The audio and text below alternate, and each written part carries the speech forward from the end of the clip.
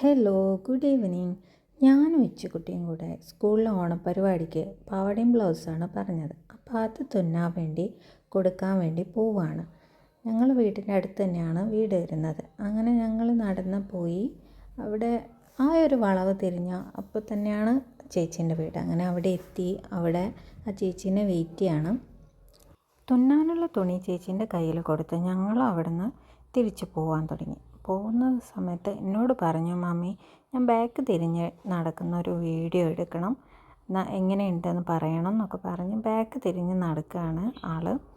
വീഴണ്ടെന്നൊക്കെ പറഞ്ഞിട്ട് അവൾ അതൊന്നും കേൾക്കുന്നുണ്ടായില്ല. എടുക്കുമെന്ന് പറഞ്ഞ് അതുപോലെ നടക്കുകയാണ്.